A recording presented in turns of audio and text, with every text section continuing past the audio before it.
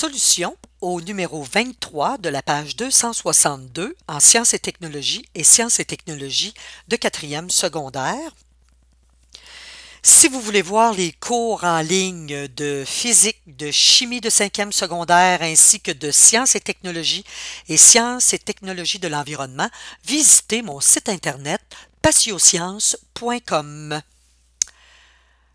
Voilà la question numéro 23. Nous avons une pomme de 200 grammes qui se trouve sur la branche d'un pommier à une hauteur de 1,8 mètres. On nous demande quelle est son énergie potentielle. Allons la calculer. Avant tout, on va faire une petite représentation. Nous avons une pomme ici, dans le pommier. Elle est à 1,8 mètres du sol. Alors, avec sa position, sa hauteur, nous allons pouvoir calculer l'énergie potentielle. De plus, nous avons comme information sa masse, qui est de 200 grammes. Attention, il faut transformer la masse en kilogrammes. On divise par 1000, ce qui nous donne 0,2 kg. Alors, il y a je vais la représenter ici, la situation. La pomme, elle est à la position A. Par rapport au sol, qui est la position B, nous avons la hauteur de 1,8 mètres. Et nous avons vu antérieurement que lorsque nous avons la position d'un objet, donc qui est à une certaine hauteur, nous pouvons calculer son énergie potentielle. Son énergie potentielle, elle est en lien avec la hauteur. On le voit bien ici dans la formule. La physique, c'est de poser ces variables avec les valeurs, avec les bonnes unités, et ensuite, regardons qu'est-ce qu'on peut faire avec ça. On regarde les formules. Alors, l'énergie potentielle, elle est égale à 0,2 kg fois le G, en fait, qui est l'intensité du champ gravitationnel ou l'accélération gravitationnelle, est égale à 9,8 newtons par kilogramme et la hauteur de 1,8 mètres. On voit par le traitement des unités que les kilogrammes se simplifient. Nous avons donc des newtons multipliés par des mètres. Des newtons multipliés par des mètres, ça donne des joules. Nous avons donc une énergie potentielle de 3,528 joules. Dans la deuxième question, on nous demande quelle est la valeur de l'énergie mécanique de la pomme lorsqu'elle atteint, quelle est la valeur de l'énergie mécanique de la pomme à 1,8 mètres du sol? Nous avons vu que l'énergie mécanique, en tout point, donc si nous avons la pomme ici, et qu'elle se déplace dans le temps, supposons qu'elle tombe, à chaque position, l'énergie mécanique, elle est la même. L'énergie totale, que ce soit la position A, à cette position-là intermédiaire entre A et B, peu importe, nous avons que l'énergie mécanique ou l'énergie totale, elle est la même. Elle a la même valeur en tout point. Si nous n'avons pas de force de frottement, par exemple les molécules d'air qui vont empêcher la pomme de tomber. Donc, si on néglige le frottement, nous avons une énergie mécanique qui est partout la même. Mais l'énergie mécanique, ce que nous avons vu en théorie, nous avons vu que l'énergie mécanique, c'est de l'énergie potentielle additionnée à l'énergie cinétique. L'énergie potentielle, par rapport à la position, la hauteur de l'objet, et l'énergie cinétique par rapport à la vitesse, à son mouvement, lorsqu'elle est en mouvement. C'est ce que nous avions vu. Par contre, si l'énergie mécanique est toujours la même lorsque l'objet se déplace, eh bien, c'est parce que les énergies potentielles et cinétiques vont fluctuer. Donc, ça veut dire que lorsque l'énergie potentielle, par exemple, va diminuer, l'énergie cinétique va augmenter. Ou à l'inverse, si l'énergie potentielle augmente, l'énergie cinétique va diminuer. Donc, c'est pour cette raison que, globalement, l'énergie mécanique va rester toujours la même. Alors, dans la deuxième question, on nous demande quelle est l'énergie mécanique de la pomme à 1,8 mètres du sol. En fait, la pomme n'est pas en mouvement. Donc, ça veut dire que notre énergie mécanique, je vais l'appeler la position A parce que la pomme est dans l'arbre, elle est égale à l'énergie potentielle à la position A plus l'énergie cinétique à la position A. Par contre, on sait que l'énergie potentielle se calcule avec mg et la hauteur à la position A, et l'énergie cinétique se calcule avec 1/2 la masse fois la vitesse à la position A au carré.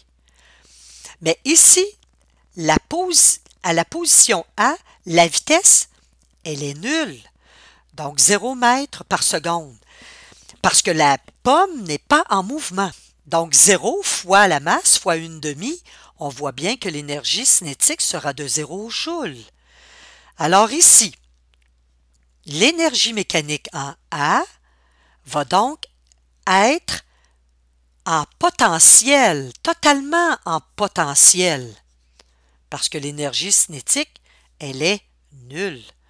Alors ici, nous avons la masse de 0,2 fois le 9,8. J'ai pas fait suivre les unités parce qu'on a fait ce calcul-là tout à l'heure. Alors l'énergie mécanique en A, donc l'énergie totale, elle est égale à 3,528 joules. Donc, en fait, c'est la même valeur que l'énergie potentielle que nous avons calculée tout à l'heure. Donc, l'énergie mécanique en A, on va dire à ce moment-là qu'elle est en potentiel, en totalité, en potentiel. Lorsque la balle va tomber de l'arbre, alors ici, supposons que c'est pas la balle, je m'excuse, là, c'est la pomme. Alors, supposons que j'ai la pomme ici. C'était la position A, ça veut dire à 1,8 mètres du sol. J'ai la position B. Alors, l'énergie mécanique, ce qu'on vient de calculer ici, que ce soit cette position ici, ou celle-là, ou bien celle-ci, c'est 3,528 joules. Donc, cette énergie-là, si nous n'avons pas de frottement, etc., elle est toujours égale à 3,528 joules. Alors, la troisième question, on nous demande quelle est la valeur de l'énergie mécanique de la pomme lorsqu'elle atteint le sol. Lorsqu'elle atteint le sol, c'est la position B. Alors, son énergie mécanique, on fait toujours le même raisonnement, en B, elle est toujours égale à l'énergie potentielle en B plus l'énergie cinétique en B. Alors, lorsqu'elle va tomber, la pomme, lorsqu'on a parlé tout à l'heure de l'énergie mécanique qui est l'énergie totale, qui est de l'énergie potentielle plus de l'énergie cinétique, et que nous avions mentionné que ce sont les énergies potentielles et cinétiques qui vont fluctuer, alors lorsqu'elle tombe, la pomme, elle va perdre en hauteur, donc l'énergie potentielle va diminuer. Mais par contre, son mouvement, elle va avoir un mouvement et sa vitesse va être de plus en plus élevée. Donc, son énergie cinétique va être de plus en plus grande. Mais en bout de ligne, lorsqu'on va additionner l'énergie potentielle avec l'énergie cinétique, ça nous donne toujours la même énergie mécanique que nous avons calculée. Alors ici, ce qu'on nous pose comme question, quelle est l'énergie mécanique à la position B? Bien, à la position B, la pomme va tomber, donc la pomme va tomber, et dans le temps, sa vitesse va augmenter, donc, et sa hauteur va diminuer pour devenir nulle. Donc, elle va avoir à la position B une vitesse très, très grande. Donc là, il ne faut pas penser en disant, ben, elle va frapper le sol et là, elle va arrêter puis sa vitesse va être nulle. Non, non. C'est qu'elle, lorsqu'elle frappe le sol, c'est parce que c'est le sol qui va l'arrêter, là, elle a une très, très grande vitesse, la pomme. Alors, l'énergie mécanique en B va donc donc être égal à l'énergie potentielle en B plus l'énergie cinétique en B, donc qui va être égal à notre 1/2 mv, la vitesse en B au carré. Comme on l'a mentionné, la pomme tombe. Donc, nous avons sa masse, qui est de 0,2, le G de 9,8, mais la hauteur est 0. Donc, tout ça va donner 0. Donc, à la position B, son énergie mécanique va être complètement en cinétique puisque l'énergie potentielle est nulle. Donc, voyez-vous, l'égalité, là, c'est qu'on va dire finalement que l'énergie totale ou l'énergie mécanique, elle est complètement en cinétique. Alors, je vais calculer avec la masse ici. J'ai ma vitesse ici. Et je vais pouvoir substituer, j'aurais pu le substituer tout à l'heure. Donc, le 3,528, nous l'avions calculé, donc c'est l'énergie mécanique que nous avons. Elle est égale à 1/2 fois 0,2 fois la vitesse à la position B au carré. Alors, il nous reste tout simplement à trouver la vitesse.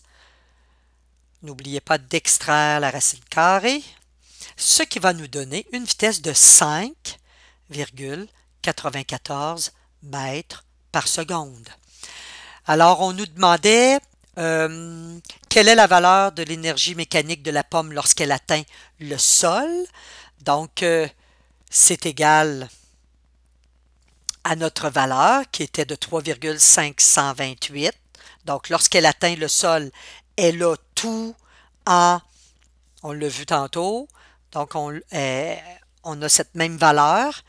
Donc, mais elle est transformée complètement en énergie cinétique. Si on avait eu un mouvement de la pomme à cette position-là, par exemple, on aurait eu encore une énergie potentielle et aussi une énergie cinétique. Donc, les deux auraient eu une valeur différente de 0. À la position A, comme nous n'avons pas de vitesse, l'énergie mécanique, elle est totalement en potentiel, elle est égale à 3,528. Donc, partout, quelle que soit la position, l'énergie mécanique, que ce soit en B, juste avant de toucher le sol, ça va être la même valeur, 3,528. Donc, ce qui va juste varier, ce sont nos énergies potentielles et nos énergies cinétiques. Donc, ça complète, je pense, l'explication à cette question.